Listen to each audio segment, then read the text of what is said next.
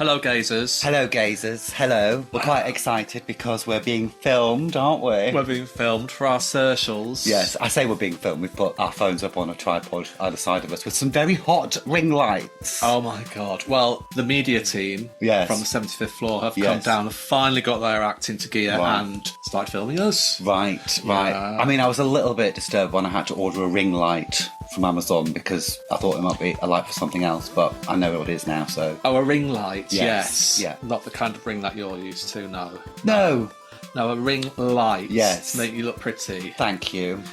And you do look pretty. Thank you. So do you. Thank you. Pretty. Thank you. Welcome, gazers. We are the Problematic Gays. Hello.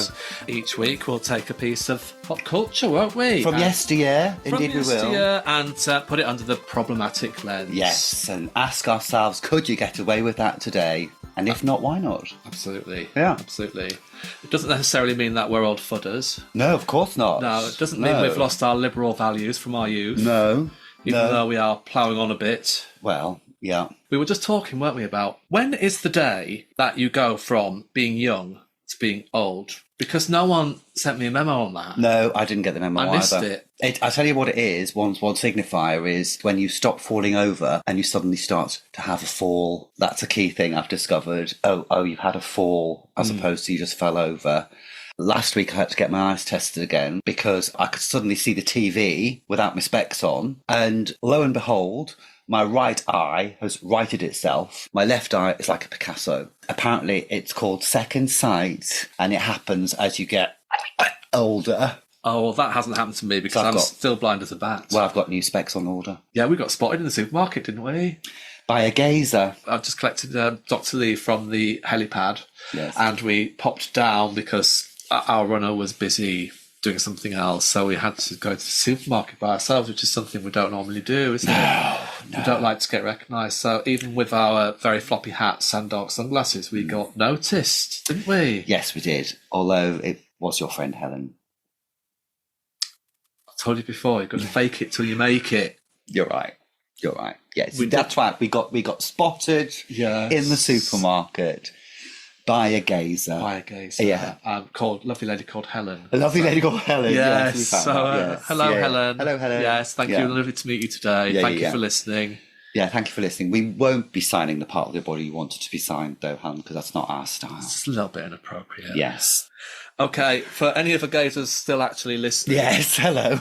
Well done. Yeah. If you could do us all a favour and press the follow button. Yeah, please do. Which is the latest craze, apparently. At the beginning of your podcast, you must ask the listeners to press that follow button because that's what gets our listeners up. And if you've got any friends, you will have friends, take their phones, get onto their podcasts and follow us on their behalf. They don't have to listen to us. It'd be nice if they did, but if they follow us, that would be super. Thank you. They will be edifying their lives and enriching them. I know. Yeah. Another thing that might enrich our gazers' lives is our opinion on Bridget Jones's Diary from 2001, film starring Renee Zellweger, Hugh Grant and Colin Firth. Yes. We are fingers on the pulse, cultural pulse, because the latest one, episode 4, I believe. Yes, Mad About the Boy, is in cinemas on February the 14th. So we thought we would jump on the bandwagon. No, we thought we would be relevant. Yes. And look at the first one. What was your relationship with the first film? Well, I didn't see it at the cinema. I saw it like a few years later. So it wasn't like rushing to go and see it. But I do like the film. We watched it again with our problematic head on. I've got things to say about it. But I really liked the film at the time. Yes. Looking at it again, I can see there are various problematic elements to it. But in general, I still came out the other side thinking, I like this film. Right. I loved the film when it came out and watched the film this time. And this is why we do this podcast. Because 24 years later, it was a very different experience. Right. One I was quite disturbed by, actually. Yes. And for the sake of our professional relationship, you have to stop recommending rom-coms from the noughties for the sake of my blood pressure, please. I've got a dicky heart and it might be the thing that tops me off. Love. Okay, just with that in mind, you know, the Pretty Woman debacle. Yes. And then the Love Actually debacle, which I do claim responsibility for as well. Yeah. Now, I just wonder, there are a lot of people who listen to our podcast, our gazers, who like rom-coms. I know. And we've had a little message. Who from? From Shirley in Creative. What's she say? I'll just play it and then you can just take what you want from it. Right. Okay. Hello, David and Dr. Lee. This is Shirley from Creative. I've just come out of quite a tense meeting with HR and the PR department popped in as well. They're a little bit worried about Bridget Jones. Now, remember your demographic. Remember there's people out there that like it. Remember that's part of people's memories that they don't want necessarily shredded. So I suggest strongly, and this comes from the entire department and underlined by HR, please don't shred it. Please don't use your card that says you can say anything you like. Please try and restrain yourself slightly. I'll leave the rest up to you, but please could you acknowledge that you've seen this or heard this so that I can report back? Thanks. Well, I'm not acknowledging nothing. Listen, HR were mentioned. I think the subliminal message underpinning that voicemail was no one is unsackable. She mentioned HR. Yes, she did. She wouldn't have mentioned HR if she hadn't thought that we could be hauled in at any moment given our P45s. We are the face of this podcast, darling. Well, I acknowledge it. I think she just wants balance, basically. Say something. Nah. Okay. I take it on board. I wasn't going to shred it. I'm past shredding now. I recognise that, for a lot of people, this is a great film. They really like it. I was just quite disturbed by it watching this time around, as we will get into. Okay. Any other news? George and Mildred star and Man About the House star. Brian Murphy, yes. Passed away. The ripe old age of 92, wasn't he? 94? Bless him. Wonderful man, wonderful actor, man, and apparently a wonderful man who fostered a lot of children. Did he? In real life, yeah. So a very caring man. And there's been lots of tributes to him all over social media and in the press. So he's obviously a really well-loved man, both personally and professionally. Yes, yeah. R.I.P. R.I.P. Yeah. In other news, Amandaland, the sequel to Motherland in the UK, a comedy show came out. Yeah. Watched the first episode last night. I really liked it. Now, there's been a lot of hopes pinned on Amandaland. Yes. Probably quite unfairly, a lot of pressure placed on Lucy Punch, who plays Amanda. Yeah. Following on from Motherland, which was a huge hit, much loved. I loved it. I can watch it over and over again. So a lot of pressure and expectation placed on it. I really enjoyed it last night. Have you seen it yet? Not yet. Okay, Not yet. so I won't watch it though because I really liked it. Yeah, I really enjoyed it. It was good. There were some real laugh out loud moments. There are a lot of new characters in it, which ultimately you don't know them. You've got to take time to get to know them. Right. So, if you're going to compare it to all the wonderful characters that you know and love in Motherland, then no, it wasn't as good as Motherland. But I think we should give the show a chance because I thought it was great. Well, give it a chance. I'm definitely giving it a chance. I'm predisposed to like it already because, of course, it's got Joanna in it, hasn't it? Joanna Lumley. Yes, Joanna Lumley. Friend of the pod. She? Well, she should be. Yeah, she should be. She's one of our... Joanna, come on the pod, please. Yeah, what subject could we do with, topic could we cover with... Well, we've done AbFab. Yeah. We could do the New Avengers. Yeah. We could do a Sapphire and Steel. Yeah. We could do Mistral's Daughter. Is she in Mistral's Daughter? A little bit part in Mistral's Daughter. Yeah. She's in Shirley Valentine, which we're definitely going to do at some point. Yeah. Joanna, please come on the pod.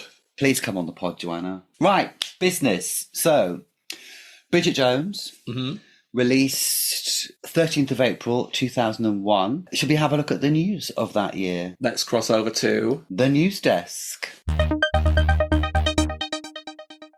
Okay, so 2001, 9th of January, Sven-Göran Eriksson begins his job as manager of the English football team, 6 months ahead of schedule, having resigned from his previous job as Lazio manager.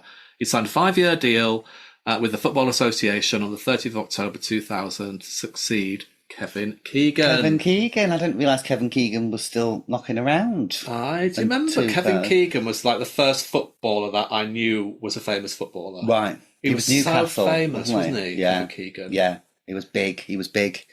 On the 4th of March, I remember this happening, a car bomb explodes outside the BBC's main news centre at White City. seriously injuring a London Underground worker. The real IRA was suspected of being behind the attack. There's footage of that. Do you remember it was on the news? Because that was when the newsroom was on that glass kind of atrium at the front of TV Centre. Yes.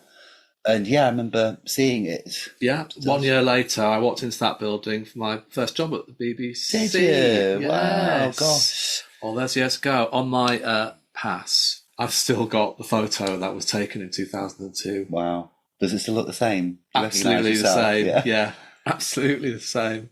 Especially under this lighting, it looks the same. Touch of the Myra Hindleys. Yeah. I mean, when I do show it to people, they look at me as if to say, who are you trying to kid? Yeah, myself mainly. Yeah, exactly. On the 8th of March, the wreckage of Donald Campbell's speedboat Bluebird K7 is raised from the bottom of Coniston Water in Cumbria, 34 years after Campbell was killed in an attempt to break the world water speed record. Yes, we talked about that. We talked about that, yeah. 1967. Yes. And a week later, they found his body. They did recover his body as well. I bet he didn't look like his BBC pass from 2002, did He didn't, darling. Oh, dear. I bet he didn't. I just think of that thing in Jaws when that head rolls out the bottom of the boat. Oh, no, I mean, don't. Anyway, on the 23rd of April, Jane Andrews, a former personal assistant to Sarah, Duchess of York, goes on trial accused of murdering her fiancé, Thomas Cressman, and is sentenced to life imprisonment after being found guilty of murdering him. Do you remember that? I do. I think she came from around my neck of the woods in Scarborough. Yeah. I remember watching one of those Sky documentaries on her. Didn't paint her in a very favourable light. Wow. Speaking of murder, on the 2nd of July, Barry George is sentenced to life imprisonment for the murder of television presenter Jill Dando, who was killed in Fulham in 1999. George is acquitted at a retrial in 2008. So he's in prison for 7 years. Something he didn't do. Yeah. And that's still never been solved, has No. it? On the 16th of August, former royal butler Paul Burrell is charged with the theft of items belonging to the late Diana, Princess of Wales. The prosecution does subsequently collapse, though. Paul Burrell. Yeah, he was riding the coattails for a long time, wasn't he? He was. Yeah. He was. I was her best friend. I was the only one she spoke to. Yeah. Yada, Paul. Get that candlestick out your bag now and put it back. Out you where? Out your bag. On the 22nd of December, British-born terrorist Richard Reed attempts to blow up American Airlines Flight 63 from Charles de Gaulle in Paris to Miami International Airport using explosives hidden in his shoes. Yes, the shoe bomber. And of course, this is not far long after 9/11. No. Because we have looked at 2001 before in our Friends episode. Yeah. So there are other events of the year. This is the next level. But yeah, the shoe bomber. And that's why we had to take our shoes off at the airport from that point on. I know. Yeah. To this day, we have to do that, don't we? Yeah. On a nice note, 2001 is also the 30th anniversary of the publication of the first Mr. Men novel. Oh. I have all the Mr. Men books. Do you? Yeah. And they're arranged on the side and it spells out my Mr. Men library. And Really? writing, yeah. I loved them as a kid. Really? Yeah. When my nana used to go down the shops on a Friday, she'd come back first of all with cream cakes from Greg's and a new Mr. Man book for me. Yeah. I didn't have that many. Oh. I had to borrow them from school. Oh. Couldn't afford books. Wow. Kidding. Could afford books, just not them. Mr. Tickle was my favourite. Right. Mr. Dizzy, I think, was mine. Mr. Dizzy? Yes. Oh. And I think I cried when I first read Mr. Dizzy. Really? Yeah, because everyone takes the piss out of him. And at the end, it's a real redemption story, Mr. Dizzy. You all right? I don't think I am. Oh, let's move on swiftly. Moving on swiftly. Right, should we have a look at the top films of the year? Let's do it. Number 20, Dr. Dolittle 2. Oh, I saw it. Crouching Tiger, Hidden Dragon at number 19. That caused quite a stir, didn't it? Didn't Yes, it? yeah. Those aerial martial arts fight sequences were pretty groundbreaking. Well, They were. wire work. Bloody Yes. hell. They had Blimey. really sore crotches after, weeks of filming those. Yeah. And also it was big because it was the first kind of foreign language film that, Broke through. yeah, really breaks through. And it's big at the Oscars that year. And then 18, we've got Captain Corelli's Mandolin. Can't say that after a couple of drinks, can No. you? I quite fancy a drink now, don't you? I'll keep sipping the green tea for now. Let's see how far we can get. See how far we get, but... Yeah, it's a Thursday. When It is we're recording Thursday. This. No, but I'm saying it's only Oh, Thursday. okay. Fake Friday. Let's crack on. Miss Congeniality at number 16. Yeah, I never saw it. Have you never seen it? Never seen it. The Others, number 14, one of my favourite films ever. That twist still gets me. If you haven't seen it, I won't spoil it for you, but she's dead. I can't remember what the twist was. She's dead. Oh, she's dead. Yeah. Right. Fair enough. Lara Croft, Tomb Raider. Do you remember the big... it was just like a big sensation when Angelina Jolie got cast in that, wasn't it? Yeah, it was. And I also remember, it's the first time I'd ever seen Daniel Craig in anything. He was gorgeous. Oh, well, I'd seen him in Our Friends from the North. Oh, yeah, but he wasn't gorgeous in that, was he? Yeah. Was he? Yeah. Mind you like a bit rough, don't you? Have you seen that film he does with Anne Reid, the mother, I think it's called? No, and she I've has an not. affair with him. He's like a younger... and right. he reawakens her sexuality. It's really good. And he's super hot. I am getting hot. It's really hot. These ring lights, I tell you. Yeah. Heck. Yeah, okay, so number 12, Castaway, boring. Yeah. Man on a desert island with a basketball. Not today, Satan. Number 11, What Woman Want. Number 10, Planet of the Apes. That was Tim Burton, wasn't it? Yes, it was. Yes, Helena Bonham Carter. That's right, with a load of prosthetic on. Yeah, didn't go down that well, I don't think. No, Moulin Rouge at number 9. Yes. You know. I love that film. I love that film. Baz Luhrmann, isn't it? Yeah, again, Nicole Kidman. She's riding high. Yes, she is. Baz Luhrmann's great. Yeah. American Pie 2, number 8. Not seen any of them. It's just like Porky's for the noughties, isn't it? Yeah. Jurassic Park 3. Yeah. You have a brush with Jurassic Park, don't you? I did. I got chased by a dinosaur in a Jurassic movie. Which one was it? Jurassic World Dominion. So, listeners, if you feel like trying to spot Dave in a crowd scene, then he is in a Jurassic Park movie, aren't you?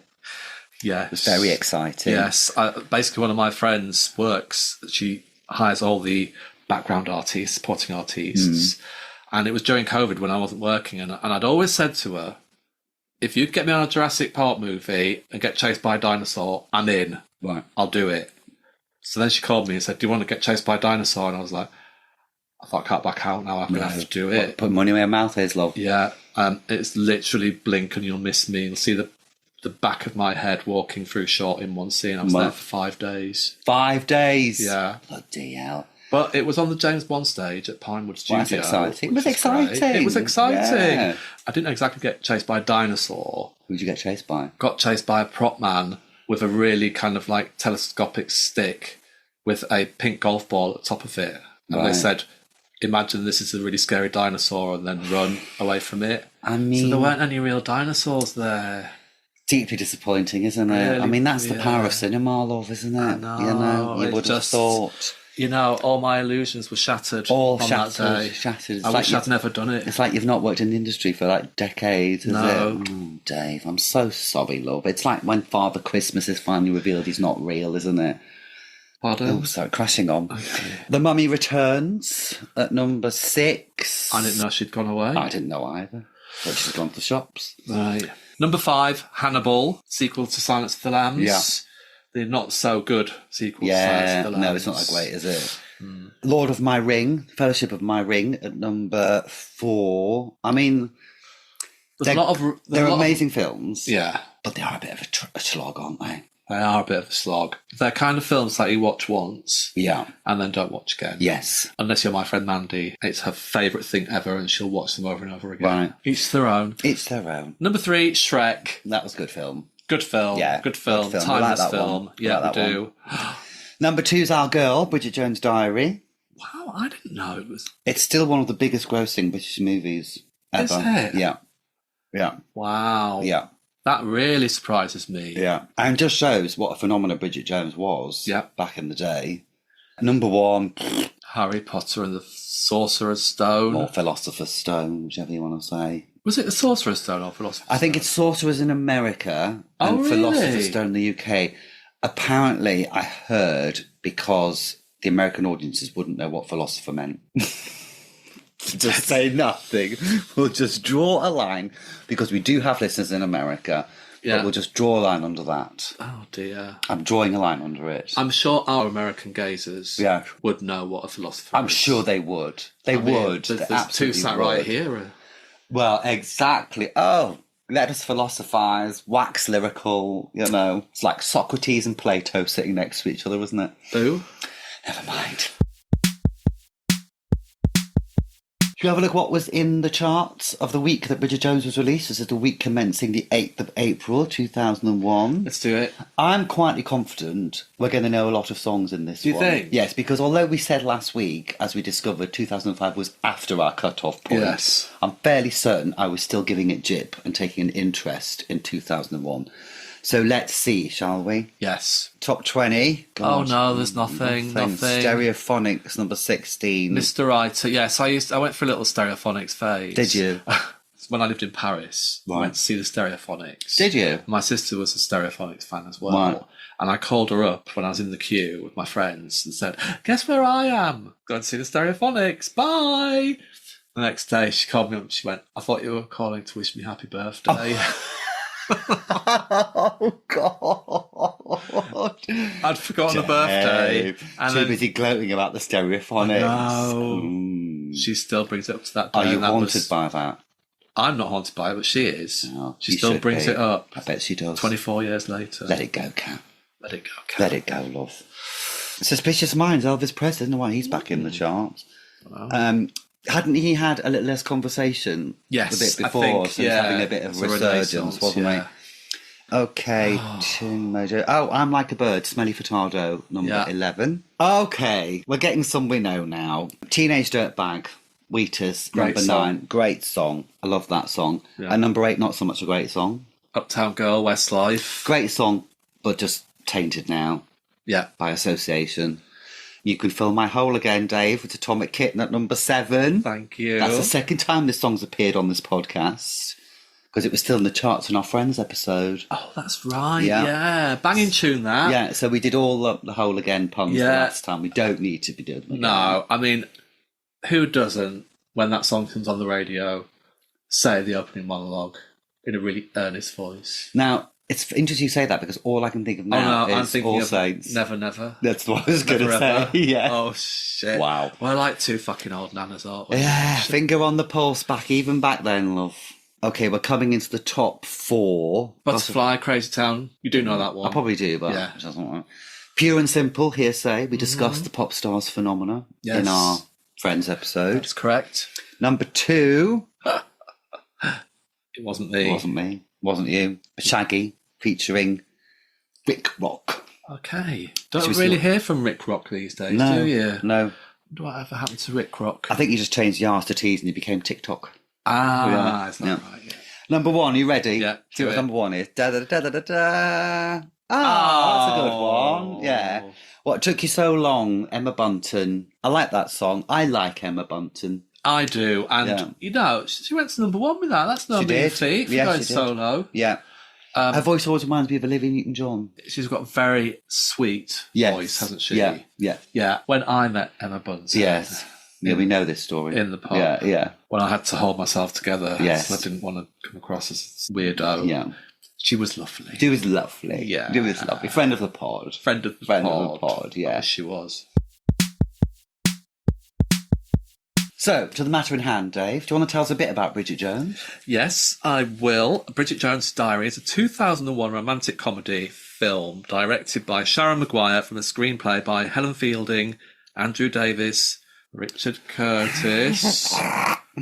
It's based on the 1996 novel of the same name by Fielding, which was itself a loose adaptation of Jane Austen's Pride and Prejudice. So, Lee, do you want to tell us what happens in this film? Yes, I will, thank you. Bridget Jones is a 32-year-old single woman who obsesses about her weight, her smoking and drinking, and being, quote, a spinster, end quote. Despite her boss being a predator and clearly a wrong'un, Bridget is prepared to overlook all that because, hey, anything's better than being single, right? However, when a childhood acquaintance, Mark Darcy, whom she hasn't seen for years but who then pops up everywhere, comes back into her life, Bridget must look past his apparent pride and her prejudice, see what I did there, to find true love and avoid being old and eaten by Alsatians for some reason. What follows are the usual plot contrivances, hilarious scenes, dodgy sexual politics, and all the fat shaming you'd expect from an early noughties rom-com. And of course, Bridget will end up with her man. This isn't a horror film, after all. Bravo, bravo. Okay. Let's open the floor. Let's open the floor. Okay, let's just talk about... Bridget's 32. Yes. She's single. She's been single for a number of years, despite the odd little dances here and there. This film is very upper middle class. Very posh. Very posh. Again, I'd forgotten how posh this film was. Yes. Yeah. Again, for a rom-com from the early 2000s, very white. Yes. And also, being single is not acceptable. No. Discuss. Okay, again, I preface all of this with I really enjoyed this film in 2001, but I do think it's a deeply problematic film. Not to say it's a shit film, but I do think there were issues with it in today's eyes that I'm sure if it was remade, and I will talk about some comments Richard Curtis has made about one aspect of this film, which he made last year in an interview.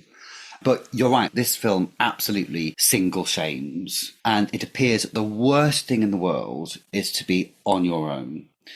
And Bridget's often described as a spinster. She describes herself as a spinster. Other people describe her as a spinster. She says, my major relationship was going to be with a bottle of wine. She can accept her permanent state of spinsterhood, another one of her lines. There's that dreadful dinner party scene where she's with the smug couples. And they're basically saying, as you say, she's 32, and one character actually says to her, time's running out, tick-tock, because in this rom-com land, a woman's only value is to get married and have children, it appears. Yeah. The message seems to be in this film that you must get your man, whatever the cost, even if he's a total dickhead. It doesn't matter, because the worst thing you can possibly do is be single. And being single is to be miserable, apparently.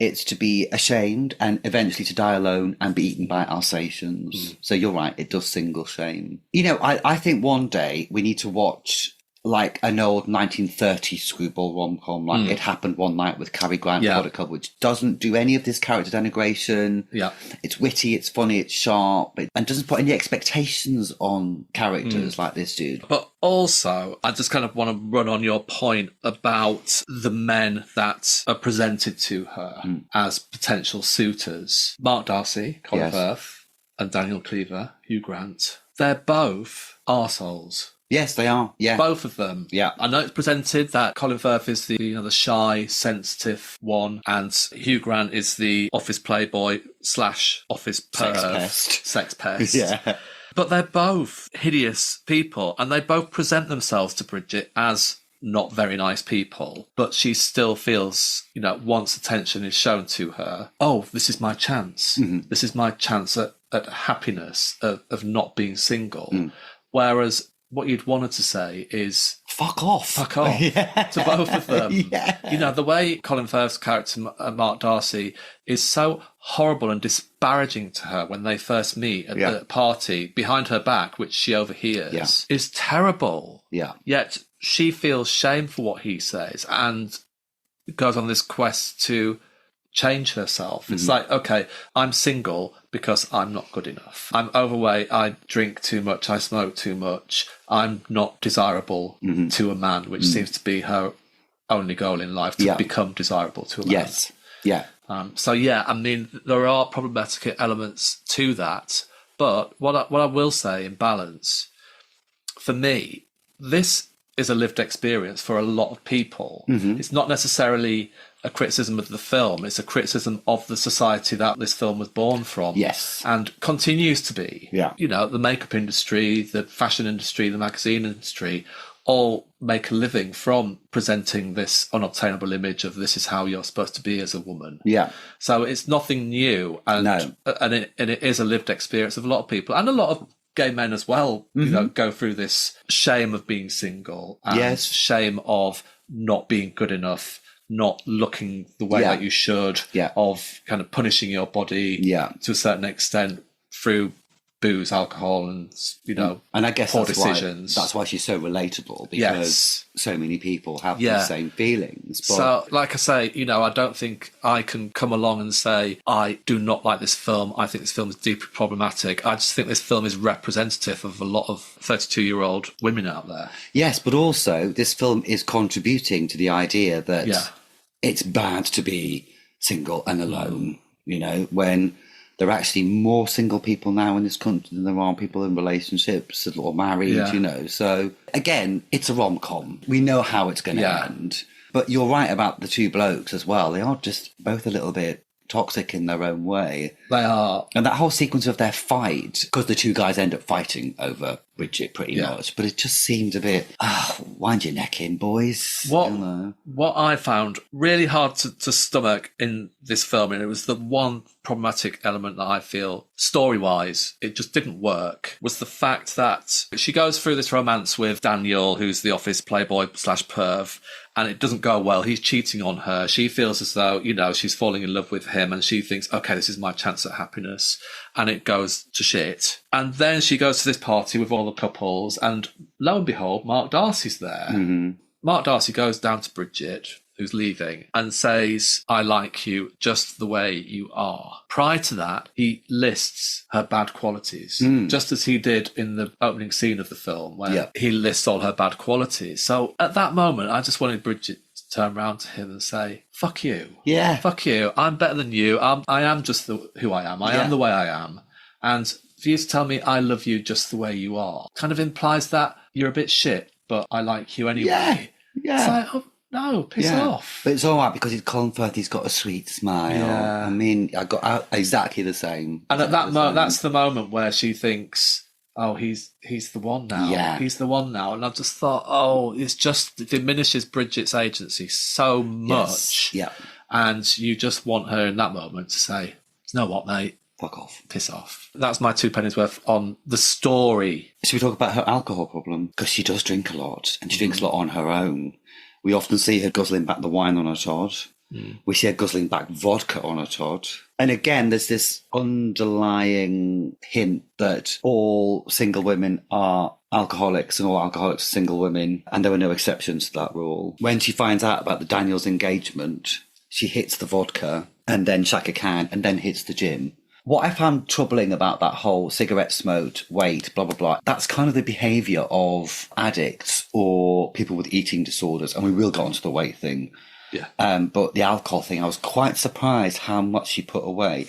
Now, bear in mind, we're in ladette culture at the same time. So the idea of women drinking lots of alcohol is very much currency at the time. So it doesn't surprise me then, but it quite shocked me now. This would not be seen as something not aspirational, but, something that would be, Bridget's on the wine again. Actually, Bridget needs a fucking intervention. Is Bridget all right? Because I don't think she is. You're right, Bridget. Yeah. You might need to see someone about this. It's 11 a.m, Bridget. Yeah. Can you turn Mariah Carey down, get out of the house, and bin your friends off because they're... What a bunch of cunts! Oh, okay, so Sally Phillips. Love Sally Phillips. Legend. Shirley Henderson. Legend. The bloke. The gay one. He was in Slow Horses. He's very good. Yeah, he's very good. Can't remember his name, but he's very good. Very good. Oh, I just thought... And this isn't a performance thing. Well, it's a performance note, but it's the note from the director. Who has friends who behave like that? I know. And one of them's obviously, they said to Sally Phillips, okay, your character really fucking swears. She fucking says fucking everything. Fucking hell. Oh, fucking hell, Bridget. And posh. And Shirley Henderson, you have to be the meek, pathetic one who's crying in the toilets over a man. Yes. And the token gay has to the gay best friend. Love himself and, shag everything inside. Yes. Yeah. Now, characterisations that in themselves aren't that problematic, but bunch them all together. They're insufferable, aren't they? They're really insufferable. Yeah. And always having a fag in their gob. I'm not adverse to seeing cigarettes in films. Not an idiot. It's like, it's life. But this was overkill. I mean... This was a directional choice to have all these people smoking this film. Yeah. And it became ludicrous, the amount of people smoking. everywhere. I kept expecting to see Bridget having a fag in the shower at one point. Yeah. You know, it was like, bloody hell. It was... And yeah, I remember this is when me and your husband used to go to Soho on a Friday night and you could smoke in all the bars and stuff. And a lot of people smoked, but until it's in restaurants, you know, imagine smoking in a restaurant. I imagine at a table next to somebody having a fag. Yeah. But there was just smoking. Yeah. And it was astonishing, you're right. It really took me back a bit. Yeah. I felt really sorry for the continuity person. Yeah, that would be a nightmare, making sure that white's the right length. It's like, no, on that line it was like 2 inches long and now it's like down to a stub and it's just like, I bet it needed a team of people just to kind of like focus on the cigarette continuity. Yeah. Can we talk about the weight thing? Okay, so Bridget Jones, so we just say Renee Zellweger famously, and it was in all the newspapers, is the thing that anyone could talk about, that she'd gained weight to play this role. Yes. Yeah. And has subsequently said has had many panic attacks and trying to get the weight back off, or the thought of filming the second one, putting the weight back on. The big elephant in the room is that Bridget Jones is not fat. She's a size 10 or a 12. You know, she looks fucking great. But because it's a noughties film and because it's written by Richard Curtis, fat jokes are in. At one point, when Bridget catches Daniel in bed with the American lady, she says, I thought you said she was thin. Yeah. You know, and she's like, she bloody is. Bridget herself says she's got the bottom the size of Brazil. It's like, you haven't. Yeah. You haven't, Bridget. But I just want to get a little bit serious about this because this was one of the things that really troubled me. And I was doing a bit of research, and we've talked in the What Not to Wear episode how just ripping the piss out of fat people was a thing. Yeah. In our fab, Edina's constantly referring herself as fat, you know. Yeah. And it kind of harks back to the mid-90s when you start to get the fad diets, when the diet industry really, really takes a boost. And at the same time, you got Kate Moss and that heroin chic look in fashion. You have heroines like the girls from Friends, Ally McBeal, who are all presented as women desperately trying to be thin, even though they are super thin already. And it was a deeply damaging time, I think, for women who have a pressure in order to be as thin as they possibly can be. And it astonishes me that Bridget, as we said, is constantly described as fat. She spends her life as a slave to calorie counting, which is eating disorder behaviour. I was thinking, is she bulimic? She's not anorexic. Is she bulimic? Because that would be the natural conclusion you would draw these days from somebody who's so obsessed. She writes at one point that she's 9 stone 4 and describes it as a terrifying slide into obesity. Her enemies are stick-thin women who she aspires to look like. So she's stuck in this paradox of wants to be like it, but they're her enemies at the same time. And basically, that diet culture of the early noughties, which comes from the mid-90s when Atkins, all those stupid fad diets were really... I mean, in America alone, in mid-95, the diet industry is worth like $54.6 billion. You know, it's huge. And it basically, there's that early noughties thing, like What Not to Wear, which is basically that thin equals beautiful, worthy, successful, desirable, deserving of love, while fat is a very bad thing. End of, you know. And I'd just like to bring in Richard Curtis at this point, because in an interview in 2023, his daughter Scarlett has spoken quite openly about her own eating disorders. And she said to him, he said in the interview, this is in 2023, I remember how shocked I was 5 years ago when Scarlett said to me, you can never use the word fat again. And then he says, wow, you are right. In my generation, calling someone chubby was funny. In Love Actually, there were jokes about it, as we've discussed.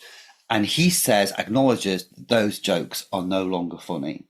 So here we have our podcast in a nutshell. 25 years ago, that was humour. Yeah. In the same way that 25 years before that, it was funny to laugh at people of colour. Yeah. Now, here we show it's absolutely not acceptable. Basically, it's okay to be single and it's okay not to be the perfect 10. But this film, which was the main troubling element for me, doesn't accept that. And it's a product of 2001. Yes. That's really interesting, particularly from one of the writers has since been schooled, educated by his daughter with an eating disorder. Yeah, by the next generation. Yeah. You know, so that's fascinating. Okay, I think we should talk about the 3 lead actors and characters. Okay, so let's just talk about Renee Zellweger first. I thought she was brilliant in this film. Yes. She draws you in right from the very first frame. I thought it was a really clever opener that you saw her go home and how she was treated by her mother, by the older generation. She's got the pervert uncle, that she's got the mum's friends constantly saying, are you seeing anybody? I've got somebody round to introduce you to. You might like him. Potential husband. Stop you being single. Look at the way you dress. You'll never get a boyfriend if you look like you've wandered out of Auschwitz. Thought it was quite inappropriate. In the first 2 minutes, she calls the Japanese a cruel race and says you can't look like them. And that's in the first 2 minutes of this film. It was like... So I think a lot of people can identify with having an overbearing mother like that. Identify with going to a family party when you've been out the night before and you're slightly hungover, you're not looking your best, and then being introduced to somebody who, in your mind, is way out of your league and having to make small talk with them. Yeah, and who clearly doesn't fancy you. Yeah. So I just felt, I felt that was a really good way to open it and to introduce this character, because everybody could immediately identify with one element of what she was going through. Yes. But then Renee Zellweger's performance all the way through, with the material that she had, I thought it was pitched to perfection. I can tell why she was nominated for an Oscar for this. Everything she does is pretty subtle, but then she can do the slapstick really well as well. Yes. The pratfalls. Although I think there were one too many pratfalls in this. Yeah, there were. But I've got nothing but praise for Renee Zellweger in this. There was that great story on Popbitch at the time. It was somebody who worked in a PR company. They'd said this girl had come and joined them as intern, had joined them for like 2 months. Kept herself to herself, posh girl, and afterwards they realised it was Renee Zellweger undercover before they started filming. Wow. And she wasn't really a big name, was she? No, she'd done a couple of things. She'd been in Jerry Maguire, hadn't she? Yes, that's right. But no, still very much kind of bubbling under. And how this propelled her. I thought, really, as far as Americans doing English accents go, I thought she was great. Yeah, at the beginning I thought was a little bit ropey. But there are a few overpronounced little bits, weren't there? Yeah, but I always just think of Uma Thurman as Emma Peel, and that's the baseline for absolutely terrible English accent. So that's Renee Zellweger. Okay, Hugh Grant. Well, I mean, he's great. As I've got older, I can appreciate Hugh Grant more. I find myself appreciating him more actually for what he does. But his character, and again, this film is such a snapshot of the pre-Me Too times, because he's basically a sexual predator. Yes. He emails her about her short skirt. He touches her up in the lift. Yes. Just like Hand touches on her bottom. arms, doesn't he? Calls her a dirty bitch. Yeah. Just a quick side swerve. But then when she gets her new job, her next boss is also a sexual predator. He says, well, you won't get sacked from this job for sleeping with the boss. It's like, fuck off, tells her to put a mini skirt on. I thought that was quite funny, though. It was, but it's just, again, like in Love Actually, we see men doing this behaviour and just being allowed to get away with it. And did you notice, when they go away for the weekend, Daniel and Bridget, and they're driving in his open-top car, they get to the hotel. Bridget's hair was all over the place. Yes. Daniel's hair, not a bit. And they've been in the same fucking car. Hello? About Hugh Grant's character, Daniel, I thought it was quite good the way, when they'd split up because he'd been an absolute arsehole to her, and then kind of came back and laid on the pathetic act. Oh, when I'm not with you, I make really poor decisions. I can't see my life without you. You're the one kind of thing. As though he's just making himself deliberately pathetic. Yes. Yeah. So then she'll come back to save him. Yeah. And he knows perfectly well what he's doing in that moment. Of course he does. And I just thought, oh, you pathetic arsehole. Yeah. Yes. Yeah. Absolutely. But I thought he played it really well. He does play it really well. He plays a cad very well. Yeah. Yeah.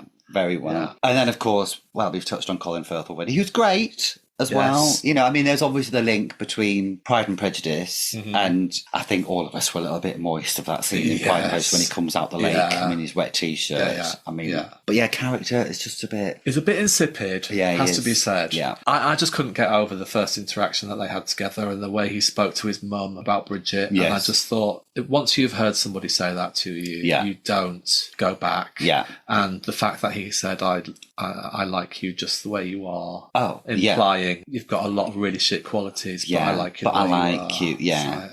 Fuck off. Speaking of which, it kind of segues nicely into another thing this film does, which is, as we've seen many times before, is it pits women against women. And Juno, Shirley Henderson's character, her best friend, Jude, not Juno, sorry, who spends all her time crying about knob boyfriends, quoting Bridget there, when Bridget tells her that Marcus said he likes her just the way she is, Jude says, not thinner, not cleverer. And it's like, fuck off, Jude. You're supposed to be me, pal. You know, where? Come on. You know.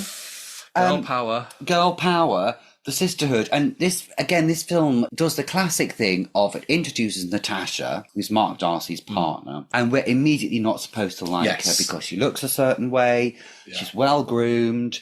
And that weekend they turn up. That's when Bridget's hair has been in the car. Of course, Natasha's there looking well. So we know we're not supposed to like her because women can't get on with women. When actually the question is, surely we should be looking at the two toxic blokes. You know, their behaviour. But no, it's got to be this woman against this woman because that's the rule of a rom-com of the early 90s. I mean, she was cast, she was written, she was dressed to be dislikable. Yeah, she's duck-faced from Four Weddings and a Funeral. Exactly the same. And, you know, you could say, I mean, she's the epitome of, you know, a strong woman. You know, she's got a career. She's done something, excelled. Absolutely. Doesn't need a man to define her. Absolutely. But she's the one that's supposed to look at in a negative light. Yeah, exactly. And 'twas it ever thus. I really liked the way it was shot, and in particular, I really loved the end scene. I did feel, even though I've got question marks over Mark Darcy's character, the way it came... Looked like he was a good kisser. Yeah, it's a good kisser. But the way it came together at the end, all that snow, the way it shot Borough Market by day and by night was wonderful. The way they had all that snow over there, which I could see was foam, but only by looking very closely. The final moment where they come and kiss at the end, not giving anything away, but I mean, they do get together at the end. She gets the man. It just reminded me of old Hollywood. Yes, there was something very old Hollywood about it. I just couldn't get over the fact in that last scene, I couldn't stop thinking, because she's only got knickers on and a coat, I'm thinking, she must be freezing. Yeah. She must be freezing. Her bits must be absolutely frozen by now. Yeah. Probably shot it in the middle of summer. I mean, clearly, but, you know, it took me out of the scene. Yeah. I couldn't get swept up in the end. I just thought, put some trousers on, Bridget, love. It was a traditional Hollywood 1940s, 1950s ending, wasn't it? Yeah. But she's wearing knickers. Exactly. So that kind of updated it a little bit, didn't it? Yes, of course it did. Yeah. I felt like Honor Blackman was criminally underused in this film. I did squeal when Honor Blackman appeared. Always a pleasure to see her. The whole Tarts and Vickers thing. That used to be a thing, didn't it? Tarts and Vickers. It's such a weird... Speaking of that costume, that famous costume she wears, Esme from the Sewing Bee designed that bodice and sewed her into it. Really? Yeah. So, Bridget's mum and dad, Jim Broadbent, Gemma Jones, and then Gemma Jones leaves Bridget's dad for Patrick Barlow, who's a shopping channel presenter. Yes. Very camp. Yeah. It was a really interesting plot point, this, story point, that here's Bridget Jones's mum, desperate to get her daughter married off because that's what you do, and nobody wants a daughter who's unmarriable because socially it's a bad look. It's a bad look. Yeah. Do you know what I mean? At the same time, the spark's gone out of her marriage. She bemoans her husband, and then eventually, runs off with this TV presenter. So I just felt it was, hypocritical of her in the story to be saying, okay, you need to get married off because it's the right thing to do socially. You need to make something of your life by marrying a man. Yeah. At the same time, starting to hate her husband. Yeah. And running off with somebody else. Yeah. I mean, what was all that about? But yeah, absolutely agree. But interestingly, which I thought was actually one of the film's redeeming points, was that she's an old woman who's allowed to have a sexuality about her, which is something you rarely see. Although it was for comedy effects, but she's still an old woman having sex, clearly. But yeah, hypocrite, Mark. Yeah. And also the husband goes completely to seed once the wife leaves. Obviously, can't look after himself. Can't put a pot in the dishwasher. Yeah. Has to have takeaways going around everywhere. Yeah. Smoking himself into oblivion again. Yeah, drinking himself to oblivion. Yeah. I will just say, one of my redeeming factors was that it's an all-star cast and they're all really good. There's not a dud among them, no matter how annoying they are. Everyone does the job really well. So you see, not all bad, Shirley. You see. I think, because they'll obviously be listening to this through the intercom, PR department, HR. Well, I hope I've not shredded Bridget Jones. Okay. Well, maybe you should call Shirley after this and just let her know how it went. She's dead to me. Oh, no, don't say that. We need her. She's also quite cheap. Yeah, I'll call her. Yeah. Okay. What would you rate Bridget Jones? I would give Bridget Jones 8 big knickers out of 10. Right. How about you? I would give Bridget Jones 8 bottles of Chardonnay out of 10 in 2001. In 2025, she gets 2. It just disturbed me more than I hated it. I didn't have the visceral... It didn't make me want to put my foot through the TV screen like Love Actually did. And it didn't disturb me in the dodgy sexual politics of Pretty Woman. It was a thing, but I wouldn't rate it very highly. That's lovely. Thank you. Okay, so next week, we're going to be looking at 4 Weddings and a Funeral. I've told you, for the sake of my blood pressure, we just stick clear of a rom-com unless it's a 1930s screwball comedy, please. What are we going to be looking at next week? Well, next week, as it is LGBTQ History Month, Straight History Month all the time, we're going to be looking at The Naked Civil Servant, yes, which is a groundbreaking drama based on the life of Quentin Crisp, who was one of the few high-profile openly gay figures in British society, and it's based on his autobiography. So from what era are we looking at here? Well, this was made in 1975, a year we've not looked at before. So we're back to the 70s in our telly TARDIS. Fabulous. And it's kind of a seminal piece of TV produced by Verity Lambert, first producer of Doctor Who. Won loads of awards at the time. And I'm quite looking forward to it. It's on YouTube, to do your homework, everybody. We'll post a link. And so I look forward to that. That's fantastic. Yeah, I look forward to that too. Nice to go back in time a little bit. Yes. Celebrate all things queer. Exactly. Right, I'm off to neck a bottle of Chardonnay and listen to Mariah Carey. What are you up to? I think I'm going to go and have a fight to Jerry Halliwell's It's Raining Men. Good luck with that. Until next week, gazers, it's been lovely. Till next week. Au reservoir. Au reservoir. It's a wrap. It's a wrap. It's a can. It's in the can, Pete. It's in the can. We've got to turn everything off now. We've got 2 phones, 2 lights, 1 recording equipment. Bloody hellfire. It's going to take me long. Who's going to strike the set? I'm sweating. Sweating.